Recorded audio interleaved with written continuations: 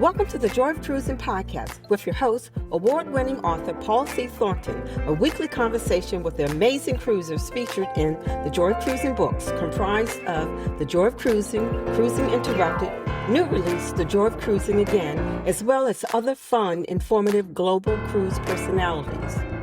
It's the next best thing to cruising, hearing about cruising from the unique and diverse perspectives of Paul's amazing guests. If you hear about a cruise that interests you, book it at www.thejoyofacation.com or enter to win a free cruise for two. Again, www.thejoyofacation.com. We really appreciate your feedback, so leave us a text. Paul can't reply, but he may read your text on the air. Hello, passionate cruisers. This is Paul, and this week on the Joy of Cruising podcast, I am honored to welcome a special guest, Richard Fain, Chairman and former CEO of Royal Caribbean Group, RCG.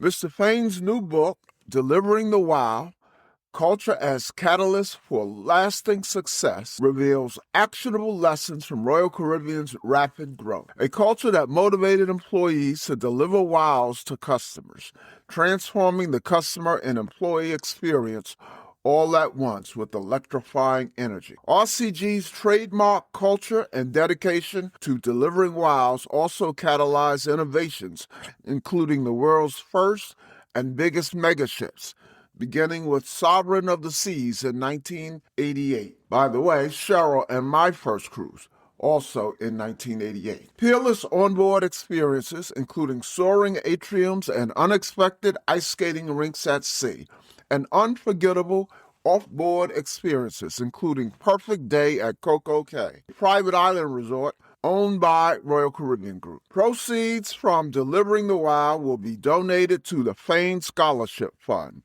a scholarship program Richard Fain established in 1999 to support the education of Royal Caribbean Group employees and their children, which he has been contributing to at an average of $200,000 in annual support.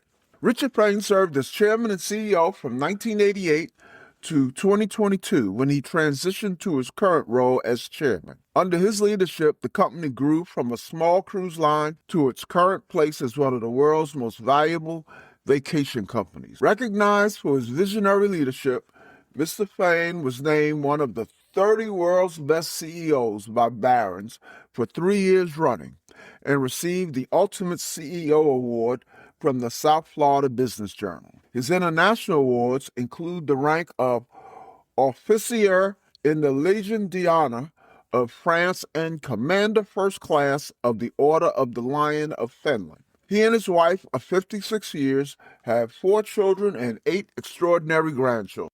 Welcome, Richard, to the Joy of Cruising podcast. Thank you, Paul. I appreciate you having me. It's nice to be able to talk about this. It is a pleasure and an honor to meet you virtually. How you doing? Well, I am doing terrific, thank you. Life is awfully good these days. Very good, very good. Well, first of all, let me say congratulations on the publication of Delivering the Wow. As an author myself, I know this is an exciting time for you. It's an exciting time. It was more work than I expected, but it's also more fulfilling than I expected. So the book just treated a couple of days ago, so I guess it's too early to say how's things going. Well, it probably is, but I've had a couple of nice indications. One that I was both frustrated and pleased about was that Amazon has run out of stock. Oh, that's a good problem to have. That's a nice problem to have. And Barnes and Noble's put a banner that says bestseller on over the cover of my book. So I don't know what that means, but it can't be bad. No, I don't think so. But before we, I do have some specific questions about the book. But before we talk about the book and your amazing life in the cruising industry, share with us a little personal insight. Where you're from, where do you live? How'd you get into the cruising industry? Anything you are willing to share with the cruising community.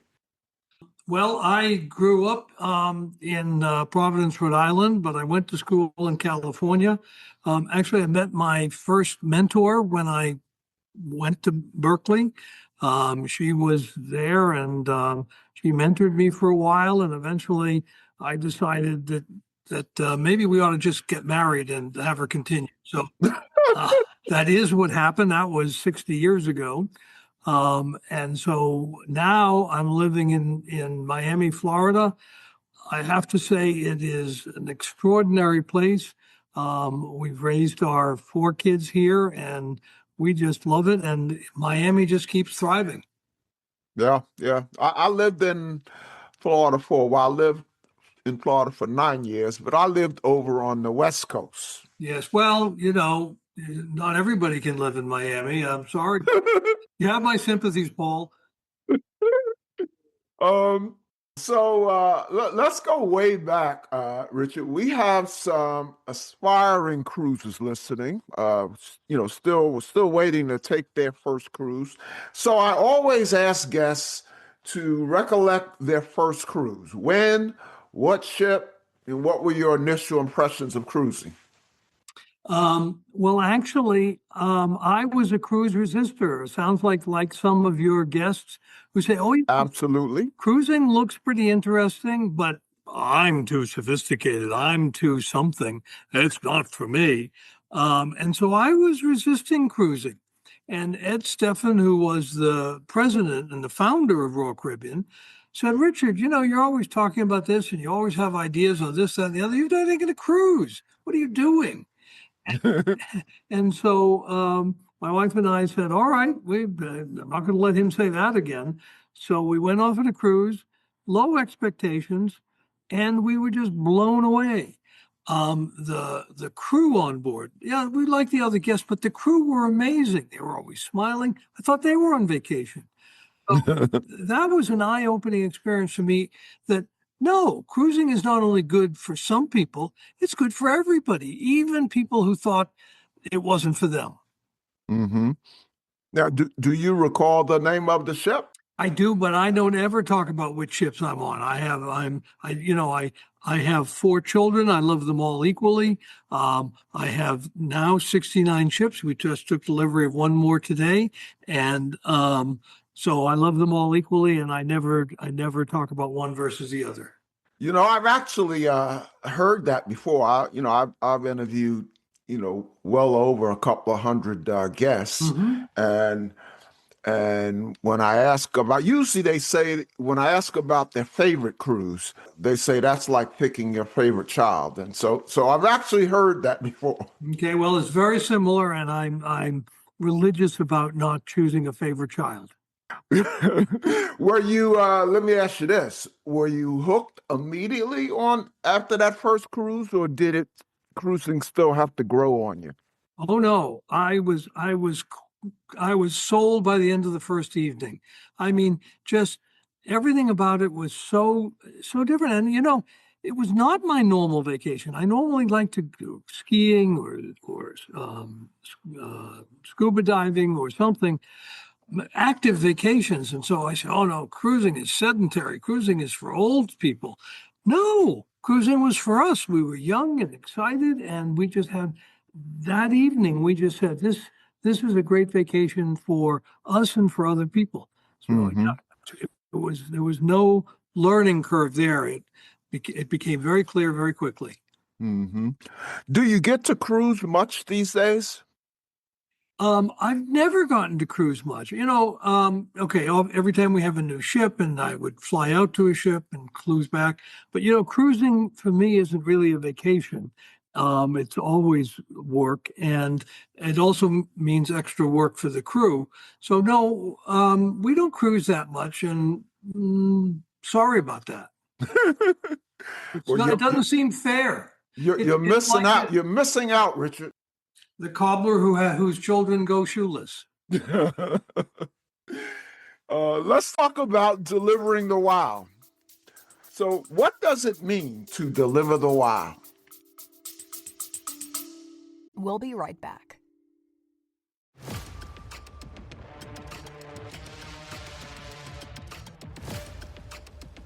Do you have a dream car? Mine is the Lucid Air. Are you intrigued by electric vehicles? The Lucid Air EV has been called the best driving car in the world. And the Lucid Air Sapphire is certifiably the fastest production car in the world. Listen to Lucid Driver Podcast wherever you listen to podcasts or at luciddriver.buzzsprout.com.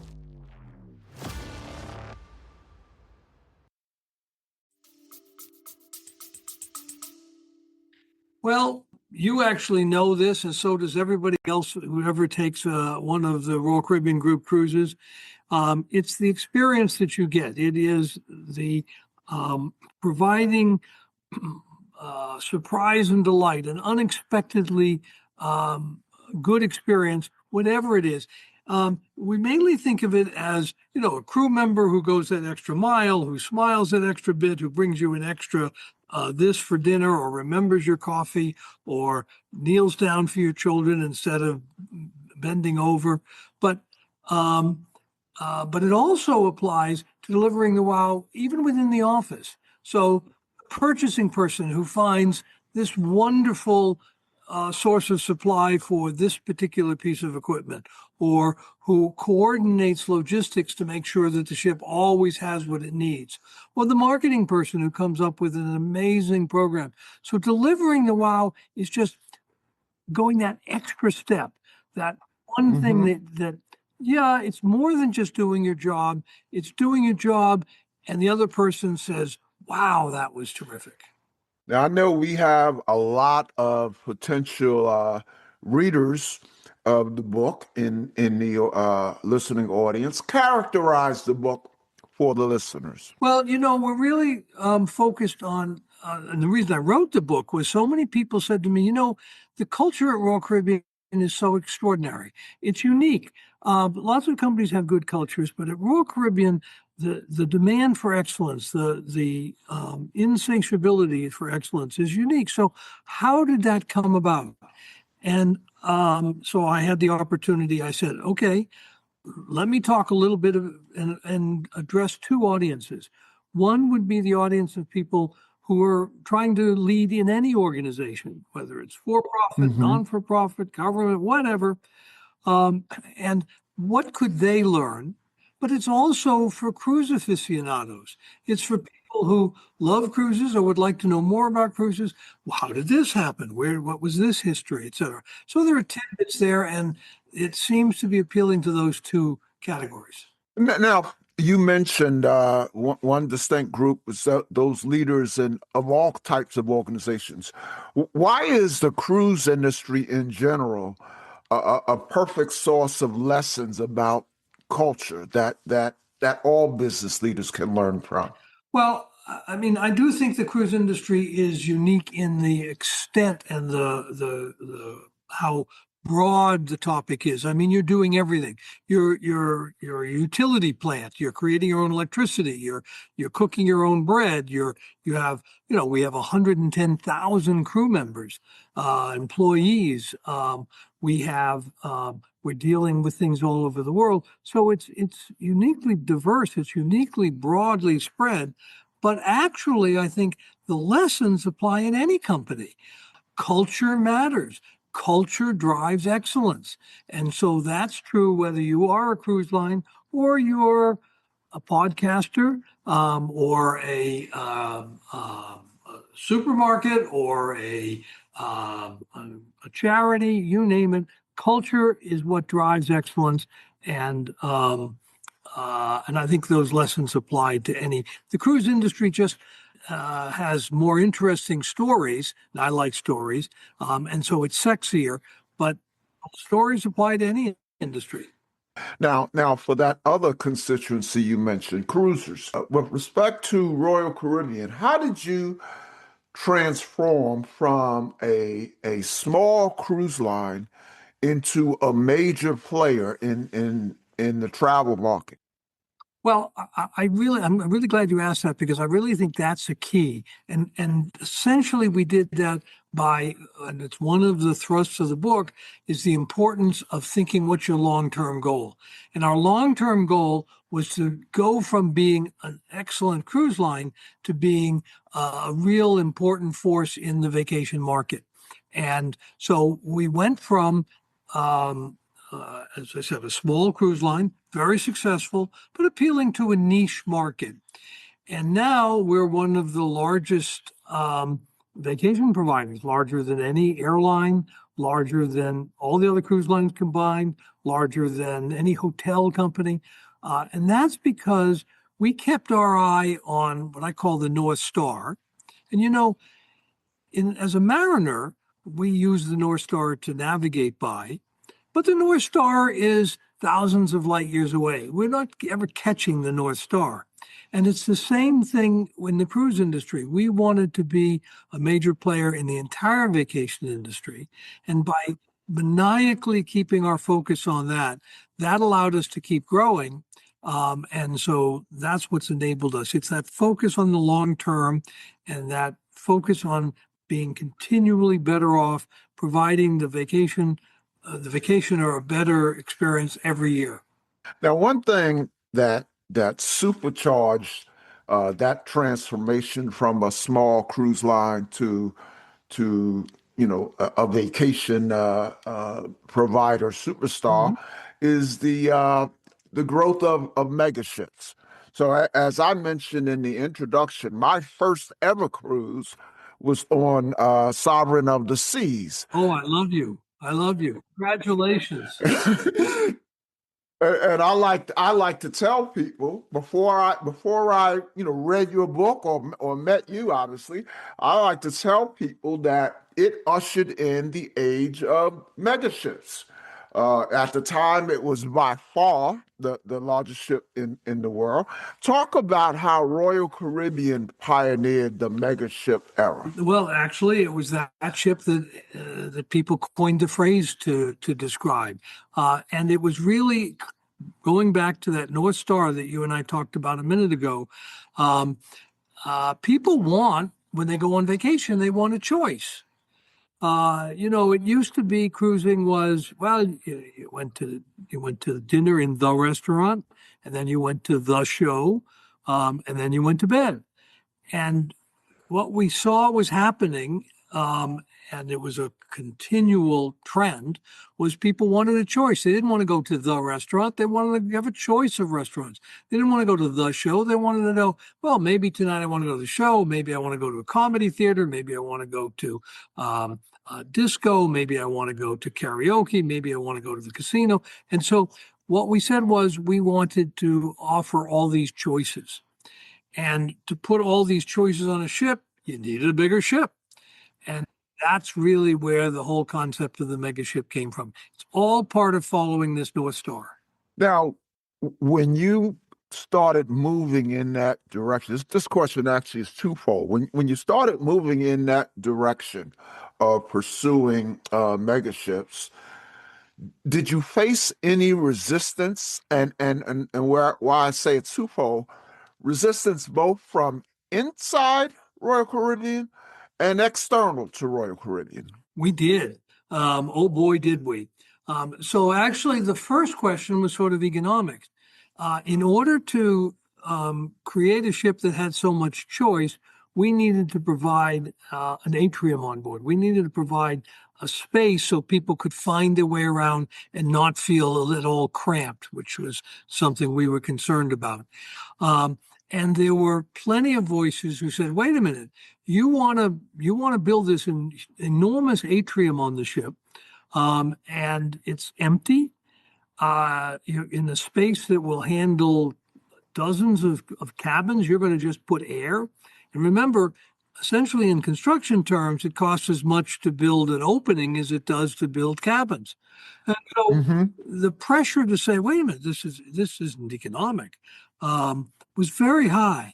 And our conclusion was, yes, it's expensive, but not really in the context of the entire process, not in relationship to what we were trying to accomplish. And we thought it would make the ship different and better. So we went ahead, and then we ran into problems more in a technical nature. how do you build a ship with a big hull like that? And so we had to overcome both the economic and the technical. And fortunately, we were able to convince our board to go with the economic side, and we were able to convince the shipyard to go on the technical side. And the result was when Sovereign of the Seas came out, people said, and I'm sorry for the double entendre, but people said, wow, look at this. And that's really what has been our mantra ever since. What about external detractors, media, competition? Were the doubters about that course of action that you were pursuing? Oh, yes. We've had doubters almost at every stage here, particularly in our competition. And I've had that, and I have investors who raise questions about it. But I've been lucky enough to be involved with constructing 19 of the largest ships in the world at their time. And everyone has been successful. And after a while, even the most strident doubter says, well, maybe there actually is something to this idea that if you give people more, they will like it better. And maybe actually this is a viable business model. So we've actually gone from having doubters, particularly vocal doubters from others, to more copiers. And that makes me feel good. But I think it's also good for the industry. I think the industry is better today because we have ships that offer more things for our guests to do. And you have some who have emulated what you did at Royal Caribbean. Yes, and so I'm very pleased with that. They do say imitation is the sincerest form of flattery, so I consider myself highly flattered. Let me shift gears a little bit. Something I don't like to talk about, but I have to ask you about the pandemic. I might be missing one, but it seems to me that maybe next to the Titanic, the COVID pandemic was the biggest story in the history of cruising. Talk about how Royal Caribbean maintained focus on the long term when you were dealing with such a major short-term crisis that the pandemic represented. Well, first of all, Paul, I really have to thank you for making me relive one of the worst times of my life. I get uncomfortable asking questions about it, but some guests, I have to get their insight on that terrible period, that time when I was climbing the walls for 2 years. Well, it was a terrible period, but on the other hand, the fact that we came through it so well really shows the value of having that North Star, really shows the strength of our people. Our people came through this absolutely stronger than ever. The way they stood up to this, and we had internally, we had alignment over what our goal was. And early on in the pandemic, we said to ourselves, look, if we do what everybody is doing, which is to say, this is terrible, woe is me, we just need to figure out a way to survive to get through this terrible time. If we do that, we would have survived, but we would have come out and you almost wonder why we bothered. But instead, we said, look, our goal isn't to survive this. That's not a worthy objective. And woe is me is not a strategy. Our goal is to come through this strong. And when the pandemic ends, and nobody doubted that it would end, there were lots of questions to when, but nobody doubted it would end. We needed to make sure that when it did end, we were strong. And that was our focus. And that was very liberating because it meant you now had a guideline for every decision you have to make. Should we cut this? Should we stop this new computer program? Should we stop this capital expenditure? Should we do this? Should we do that? And now you had a basis for making those decisions. And the basis was How do we make sure we come through strong? And so I am just so proud of the men and women at Royal Caribbean who said, we're going to stick through this. We're going to make our decisions, not based on short-term goals, but on long-term ones. And the proof is in the pudding. Well, I tell you, when I came, my first cruise, when the pandemic ended, I said, I have to pick something special. So I chose what was at the time the largest ship in the world. So I booked Symphony of the Seas. Now, by the time we boarded, it had been surpassed by Wonder of the Seas. But at least when I planned it, when I booked it, I said I'm going to go on the largest ship in the world. So that was my ship back. And that was a terrible time, but it was also the best of times. Reminds me of A Tale of Two Cities, Jonathan Swift. It was the best of times. It was the worst of times. To see our people maintain their strength throughout this period, and actually, we were the first ships back in the U.S. And the very first ship was Celebrity Edge. The second ship back in the U.S. was Freedom of the Seas. And I went to both of them, and in both cases, I had appointments to see people in the Central Plaza. And the way you come onto the ship is you come on at that point through the crew gangway, and you walk, I don't know, 20, 30, 40 feet to the elevator lobby, and you go up to the Central Plaza.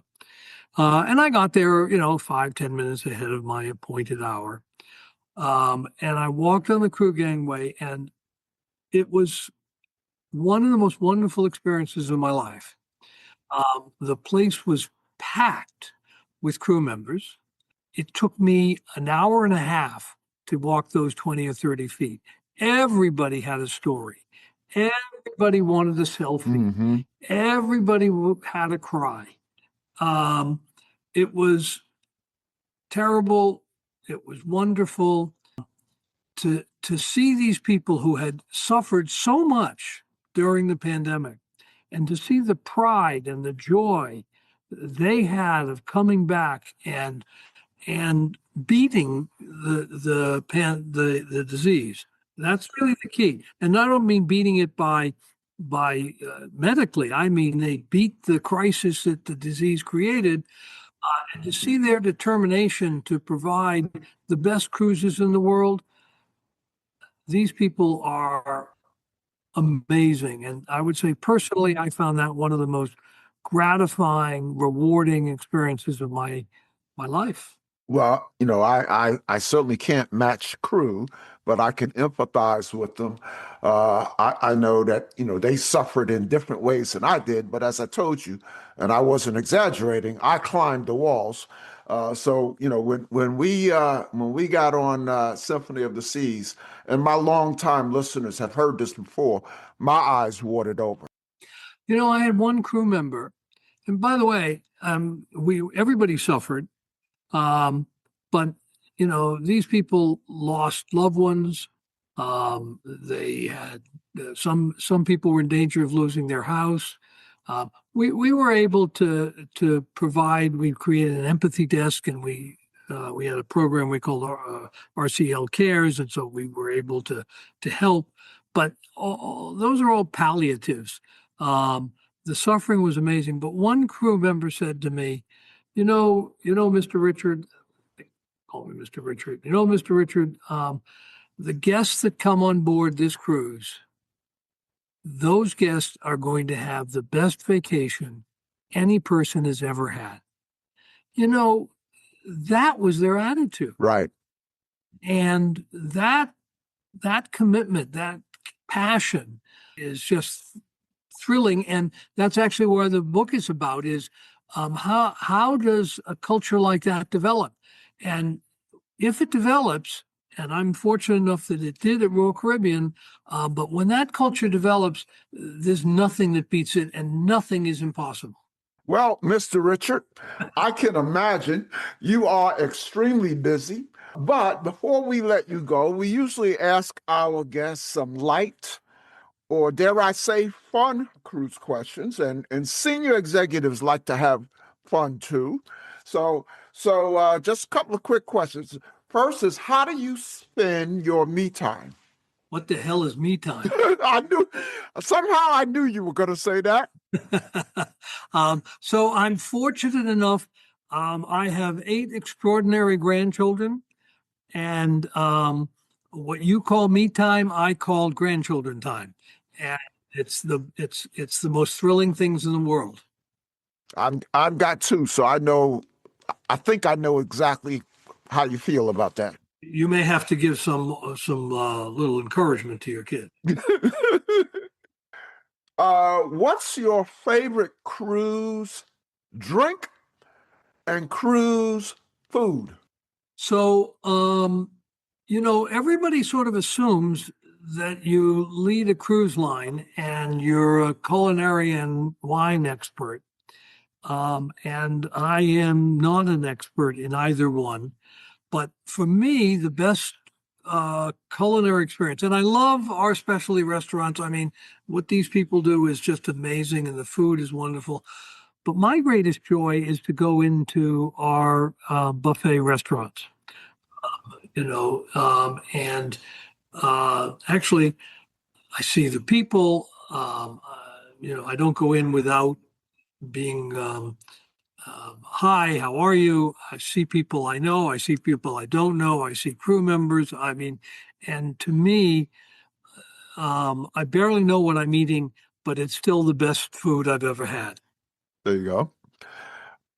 And by the way, I've said many times, I host representatives of all the cruise lines, but I've said many times the best buffet is Celebrity. Yep. All, and by the way, to your listeners, I would say they really should try our buffet restaurants because there's an awful lot of work that goes into making that happen, and they do a great job. What's your favorite story that you've experienced that could only have happened in the cruise industry? Well, I think one of the great joys of my role is that I get to do things nobody else does. I mean, who gets to play with $2 billion toys? I grew up with Tinker Toys, and I grew up with all the other kinds of stuff. And now I get to try new things and exciting things. I would say it is all the stories that come along with that. I guess one I would mention is when actually, you started me out talking about sovereign as seas, so I'll mention that.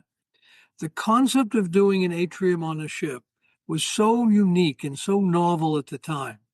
And we were really nervous.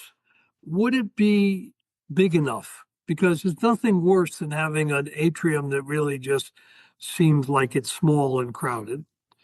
But on the other hand, I had just been to an atrium that was too big and felt impersonal, and it wasn't a human scale. And I would say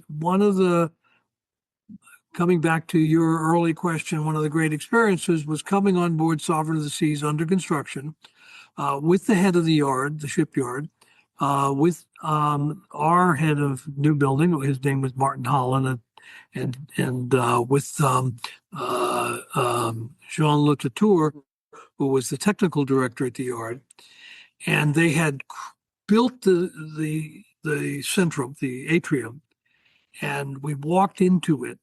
It was a cold day in France, and we walked in and looked around, and just the joy of seeing it all come together was unbelievable.